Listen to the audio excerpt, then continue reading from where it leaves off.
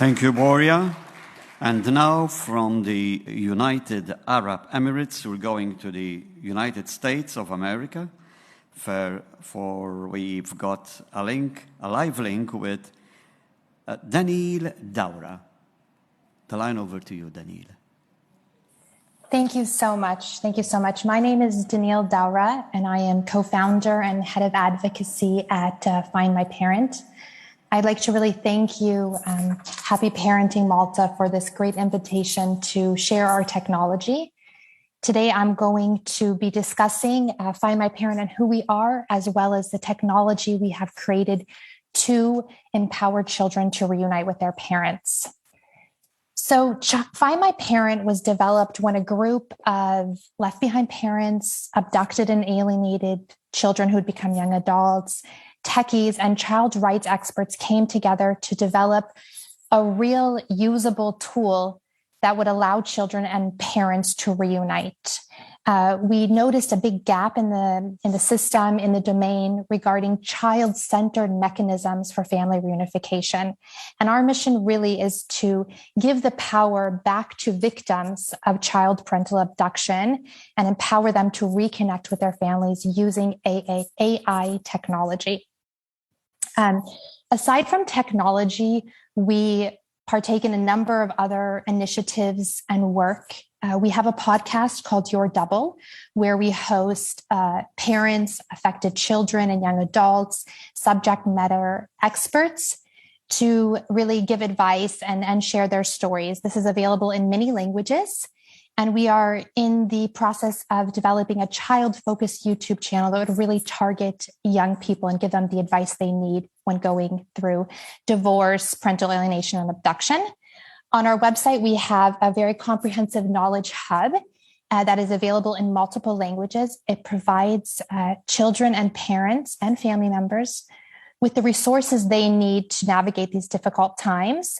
And we're working on building an international partnership portal so that parents and children can immediately connect to experts they need to, again, get through this difficult situation. And we run a parent support group as well.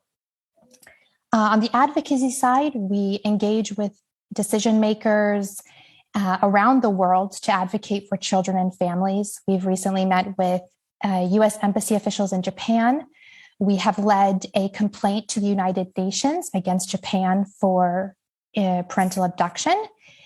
We have testified in front of the EU Parliament, again, on a resolution related to Japan and parental abduction. And we've recently had my co-founder actually reunited with his daughter just 1 or 2 months ago after 3 years that she was abducted to Japan, because the mother saw our child-centered advocacy work on our website and started seeing the effect the abduction was having on her young child.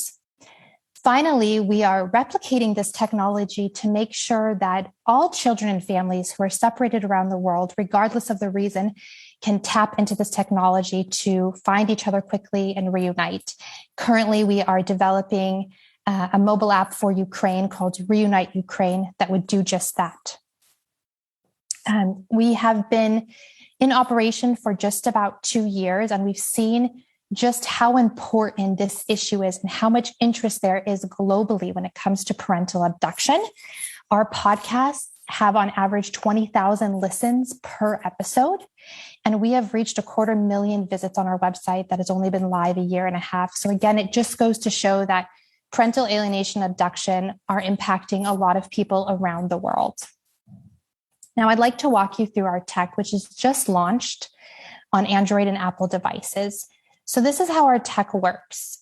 If you are interested in signing up for it, you can go to our website, findmyparent.org/app, and you can register your interest and we'll give it a link. Then you will download the app and you will register for the app, just like most other apps that you have probably on your phone. You'll put in information about yourself, email, etc. And then your identity will be verified. And this is really important to us because we take security very importantly. 2 of my co-founders have abducted children, and they've always envisioned our technology to be used by their children. And so it's very important that it's safe for children and families. So you'll be walked through a verification process where you'll have to upload a selfie of yourself. Here's my colleague SK doing that for you here in this demo. And then all identities are verified using a mix of human and machine-powered processes. Once you do the verification, you will create a profile. Okay, all the data in your profile is user-generated. So we're not grabbing information from the internet. Each person is putting in their own information, and those users have complete control and ownership over that information. They can edit and they can remove that data whenever they want to. There are about 25 plus data points ranging from your date of birth, what schools you went to, where you worked, countries you lived in, and you can put in multiple pieces of information per data point. So you could put in 20 addresses, you find 5 phone numbers. You could write Muhammad various ways in English. There are really a lot of flexibility there, and you can upload images. So if I want to give you an example, my co-founder Enrique, he has an abducted daughter, just recently reunited, but when she was abducted, he could create a profile for himself, and he could add in information about himself, his relatives, so his mom, father, brothers, sisters, niece, nephews, as many as he wants, and then his daughter and his ex-wife's side of the family. So he creates that. Malene, his daughter, would go on and she would create her own profile, and we're actively working to make sure this technology is accessible as possible to children and young adults.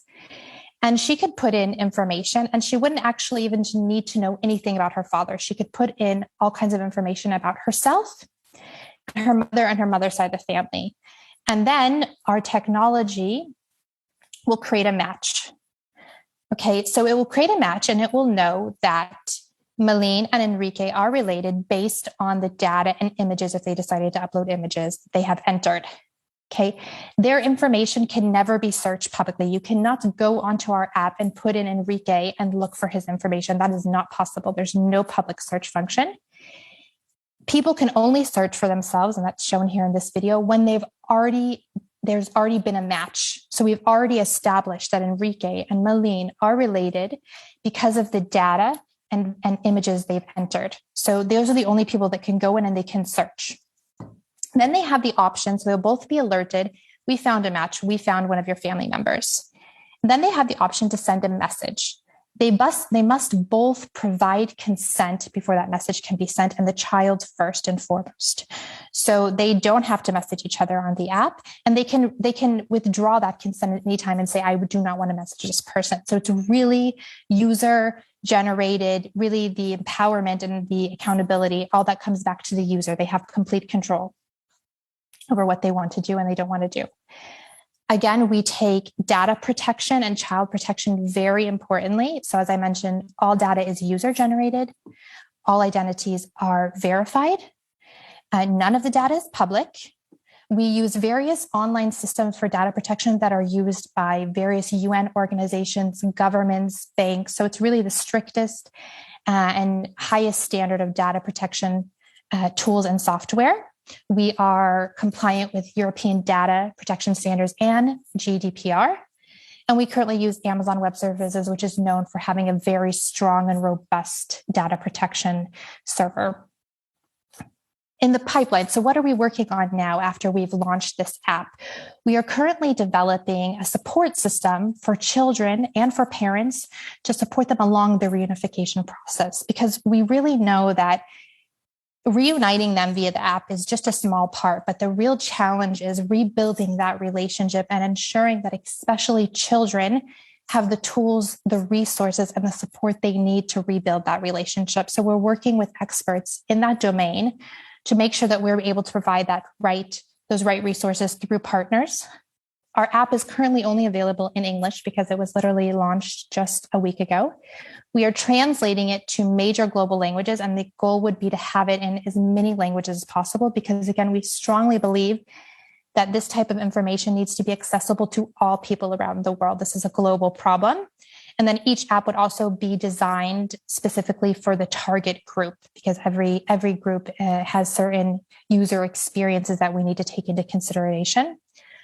We are working with governments and international organizations to scale our technology specifically to support Ukrainians who are fleeing the conflict and becoming or at risk for becoming separated from their family members. And we are also currently launching a co-parenting app in Japan to really push for bottom-up change in their society and culture when it comes to co-parenting, divorce, and parental abduction. And I would invite anybody that wants to find out more about Find My Parent or potentially partner with us to please get in contact with me. We're always looking to partner with like-minded organizations, whether they be in the public, NGO, or private sector. We always welcome people to be guests on our podcast, and we'd love to also connect, of course, with affected parents and children and impact investors. Thank you very much. Thank you, Deanielle.